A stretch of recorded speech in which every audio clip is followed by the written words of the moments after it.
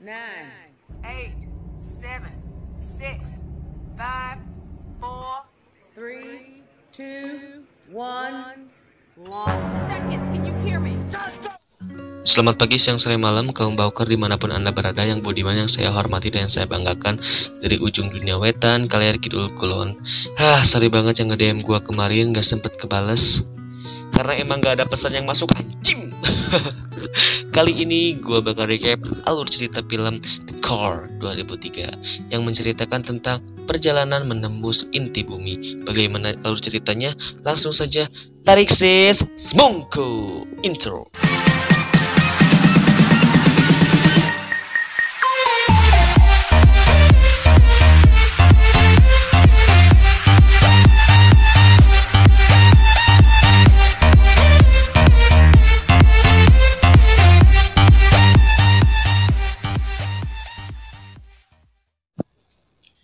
Scene pertama kita diperlihatkan seorang pria yang berada di depan karnival yang akan melaksanakan rapat yang bernama David. Sebelum rapat dimulai, dia pun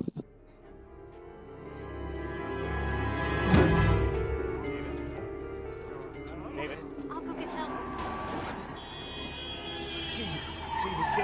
call 911, call 911.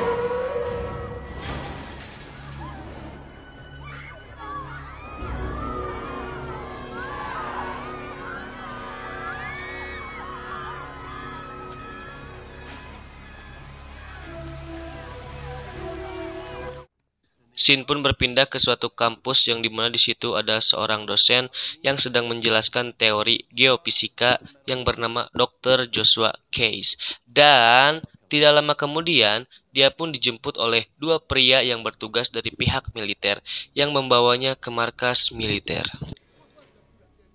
Setelah dia sampai di markas militer, dia pun bertemu kawan lamanya yang bernama Sergei, yang merupakan ahli biokimia, dan mereka pun dibawa oleh jenderal ke tempat yang banyak orang-orang mati tanpa sebab akibat kekacauan dunia. Nah, mereka ini bertugas untuk menyelidiki apa akibat dari kekacauan ini. So calling us means you suspect an electromagnetic pulse weapon. If these are the only fatalities, they must be people susceptible to electronic interference. QED pacemakers. Lagi-lagi kejadian aneh pun terjadi di mana burung-burung yang ada di kota seketika mati dan membuat kacau seisi kota.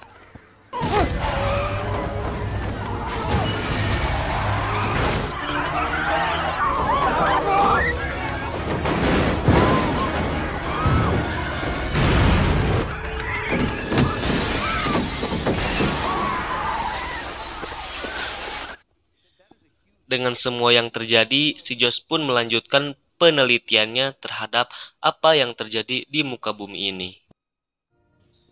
Scene pun berpindah ke suatu kapal ulak-alik luar angkasa yang akan mendarat ke bumi dan dikomandoi oleh Mayor Rebecca bersama dua kru lainnya.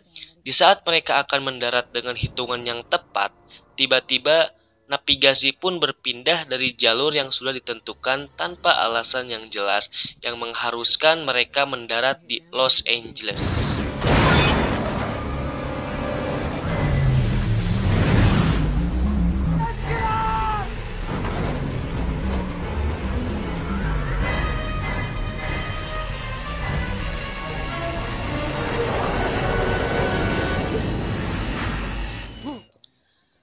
Setelah selesai dengan riset penelitiannya, si Josh pun menemui ilmuwan yang bernama Dr. Jimsky yang berharap dia bisa membaca riset penelitiannya, dan ternyata riset itu berisi tentang akhir dari segalanya atau disebut juga dengan kiamat.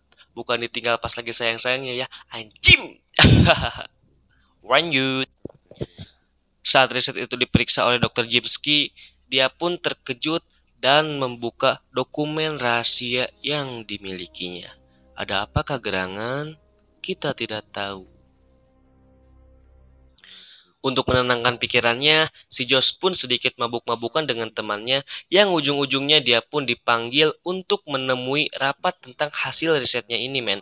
Dan di sini kita tahu ternyata semua penyebabnya ini adalah karena medan elektromagnetik bumi telah hilang, atau bisa juga disebut dengan inti bumi tidak lagi berotasi, yang mengakibatkan bumi ini akan hancur dan terbakar. Boom.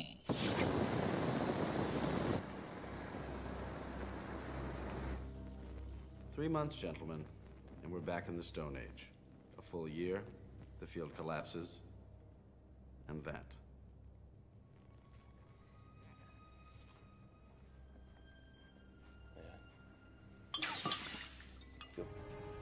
Setelah rapat selesai, mereka pun menemui ilmuwan lain yang bernama Dr. Brazelton, koreksi gue ya kalau salah, yang ahli dalam penciptaan bahan peledak dan laser geomagnetik.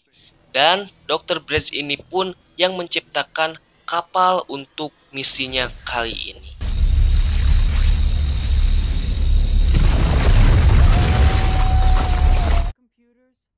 Karena merasa kurang kru dalam timnya, mereka pun mencari pria yang ahli dalam sistem operasi internet yang bernama Red. Dia pun sudah memiliki kasus peretasan di beberapa negara. Jadi ya bisa dibilang dia ini the king of the hack system internet, anjay. Cungur gue bisa bahasa Inggris juga. Lanjut. Sounds fair. Akhirnya misi baru pun akan segera dilaksanakan dan misinya adalah menembus masuk ke dalam inti bumi. Anjay gitu.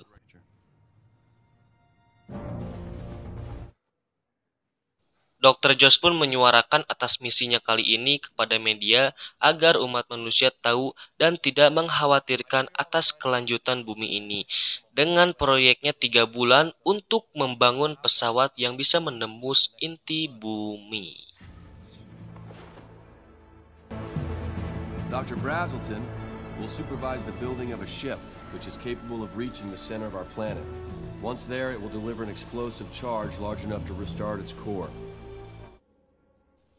Sebelum proyeknya selesai, bumi pun menjadi lebih kacau, tepatnya di Roma, karena gelombang elektromagnetiknya terus bermunculan yang tidak stabil dan menyebabkan Roma pun porak-poranda.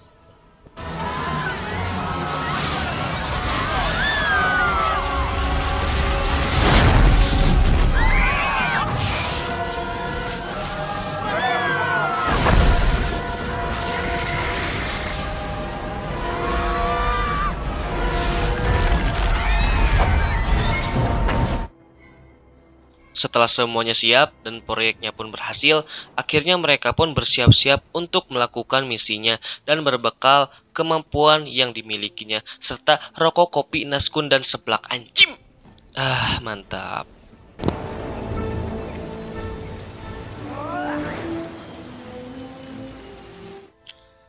Setelah 3 bulan berlalu, akhirnya mereka pun melakukan perjalanan menembus inti bumi.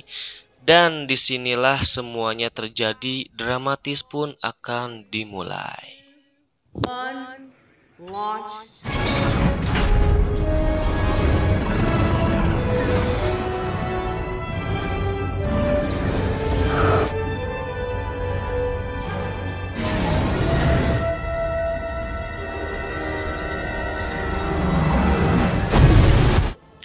Mereka pun berhasil menembus kerak bumi untuk masuk ke lapisan selanjutnya yang lebih menarik dan berbahaya, yaitu menuju mantel bumi yang memiliki tekanan 800.000 pon. Anjim gak tuh?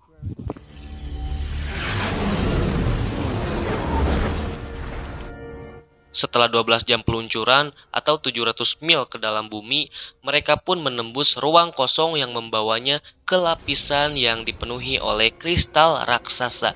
Dan disinilah pengorbanan pertama itu dimulai.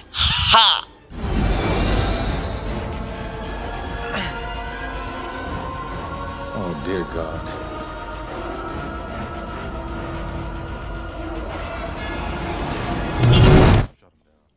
Karena bongkahan kristal itu terlalu besar, pesawat pun menyangkut ke kristal raksasa yang mengharuskan mereka untuk memotongnya secara manual dengan menggunakan alat pemotong yang memiliki tenaga oksigen. Tiba-tiba lahar pun keluar dan sialnya oksigen pun habis yang mengakibatkan mesin pemotongnya itu tidak menyala, yang mengharuskan si Josh untuk melepaskan tangki oksigen miliknya. Now cut. That's good. It's working now. It's working well now. That's good, Josh. Yeah. Satu masalah beres, datang lagi masalah baru, yang dimana percikan dari kristal itu jatuh dan menembus salah satu helm timnya yang bernama Bob, yang menyebabkan dia harus terbunuh saat itu juga dan menyeburkan dirinya ke lahar.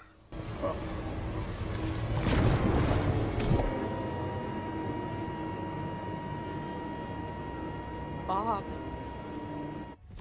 Mau tidak mau, dengan keadaan duka, mereka pun harus melanjutkan perjalanan untuk menembus ke lapisan selanjutnya yang dipenuhi oleh Damon.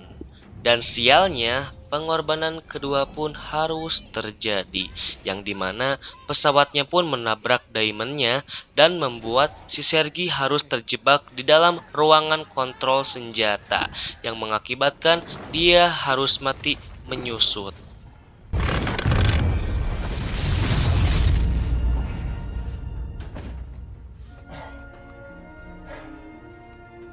Masalah baru pun muncul di mana ruang lapisan kosong yang menyebabkan radius peledakan harus dihitung ulang, yang mengharuskan si Jimski ini merencanakan plan B, yaitu meledakkan Destiny. Nah, Destiny ini apa? Destiny ini untuk mengguncangkan seisi bumi, anjay gitu. Tetapi kru lainnya tidak menyetujuinya, yang mengakibatkan si Jimski ini harus menerima abogeman nikmat dari si Bridge. Alright. Great idea! That's a brilliant idea! I can't believe I'm stuck in this floating septic tank with you lunatics! You may have nothing to lose. You may have nothing to lose. You may have nothing to lose. Three people on you! Oh, shut up! Setelah tersadar, si Jimski pun mempunyai ide untuk peledakannya kali ini. Dengan syarat, dia harus merokok terlebih dahulu. Emang bener banget anjing. Ngudut itu bisa membuat inspirasi menjadi cerah. Think about stones in a pond. Drop a smaller stone.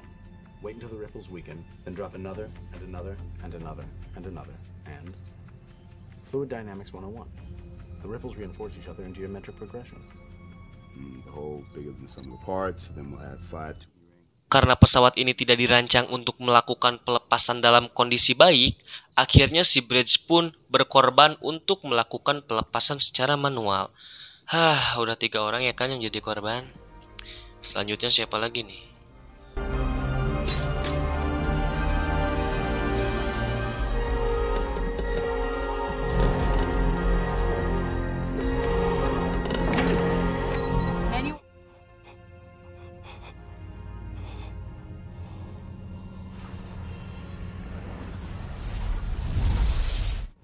Setelah 3 hari perjalanan, mereka pun berhasil menembus inti bumi dan menyeting waktu bom nuklir yang akan diledakkan. Tiba-tiba, guncangan terjadi yang menyebabkan si Jimski harus terjepit dan terkunci di dalam ruang nuklir itu.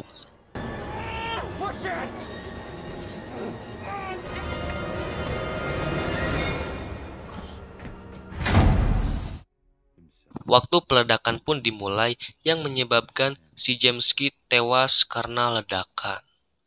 4 kan jadi korban.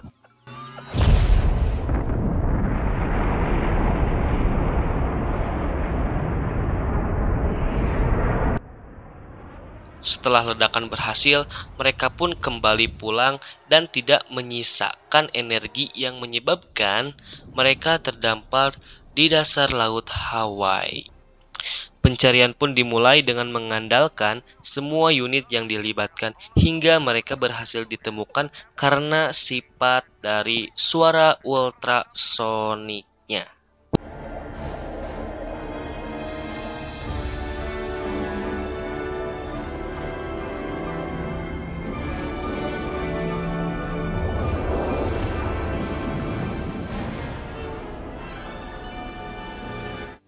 Scene pun berpindah ke si Red yang sedang meretas sistem internet dunia untuk menyebarkan kepahlawanan atas keberhasilan misi kali ini.